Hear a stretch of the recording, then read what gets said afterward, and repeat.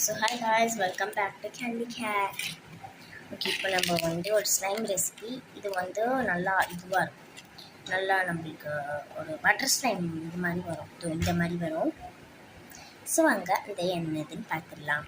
First clay போடுங்க. Clay போட்டு ஒரு இயர்பட் டப்பாவில் இவ்வளோ அளவுக்கு தண்ணி எடுத்துக்கோங்க. ஒரு இது அந்த லைன்லாம் வருதுல்ல, ஒரு லைன் வரைக்கும் ஃபில் பண்ணிக்கோங்க. இது வந்து ஒரு பேஸ்ட் அளவுக்கு வர மாதிரி இதை நல்லா அப்படி குழப்பி எடுத்துக்கோங்க. பேஸ்ட் மாதிரி வந்தால் எப்படி நீ வந்து ஸ்லைம் செய்வேன்னு கேட்பீங்க. ஆனால் நான் வந்து அது ஒரு புதுசாக ஒரு ஸ்லைம் மாதிரி இது பண்ணி வச்சுருக்கேன். அது வந்து அந்த அன்னைக்கு மாதிரி அதை குழப்பி ஃபேபு அதெல்லாம் கிடையாது. அதெல்லாம் அப்போயே காஞ்சி போயிடும். ஸோ நான் வந்து இன்னைக்கு இது செய்கிறேன். இது வந்து காயவும் காயாது. இது காஞ்சாலும் திருப்பியும் தண்ணி ஊற்றி யூஸ் பண்ணிக்கலாம். ஸோ அதுக்கு ஃபஸ்ட்டு 1 hour முன்னாடியே நீங்கள் வந்திருக்கோங்க, இந்த வீடியோவை ஜாயின் பண்ணிக்கோங்க. நான் வந்து இந்த டம்ளரில் கொஞ்சம் சோப் வெட்டி அதில் பீஸாக போட்டு வச்சுருவேன். இது 1 hour ஊறணும். எப்படியும் புளிச்சாங்க. ஸோ நான் அதை அப்படியே கட் பண்ணி எடுத்துகிட்டு வந்துட்டேன்.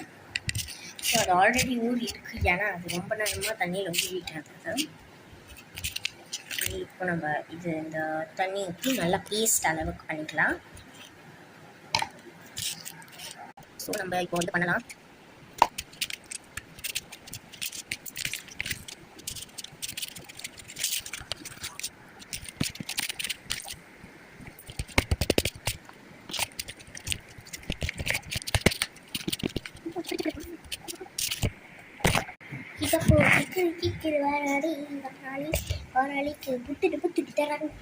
இது இன்னும் பேஸ்ட் ஆகலை.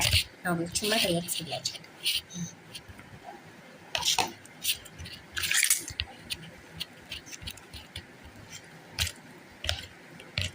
நல்லா பேஸ்ட் ஆகணும்னு சொன்னாங்க. ஸோ நான் வந்து நல்லா பேஸ்ட் ஆக்கி வச்சுருக்கேன்.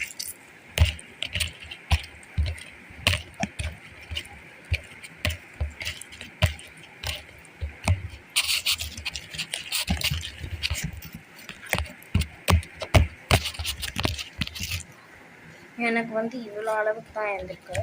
ஸோ நான் இன்னும் கொஞ்சோண்டு தண்ணி ஆட் பண்ணி, இது இவ்வளோ ஸ்டிக்கியாக தான் இருக்குது, ரொம்ப இதுவாக இருக்குது. ஸோ இன்னும் தண்ணி ஆட் பண்ணிக்கலாம்.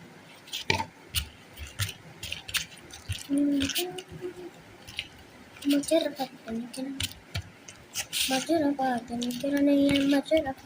எனக்கு ரொம்ப பிடிக்கும். ஏன் அதை பாடிக்கிட்டே இருக்கேன்னு கேட்குங்க நிறைய பேர். கமெண்ட்ஸில் நிறைய பேர் கேட்டுட்டு இருக்கீங்க. அப்படியா என்னோட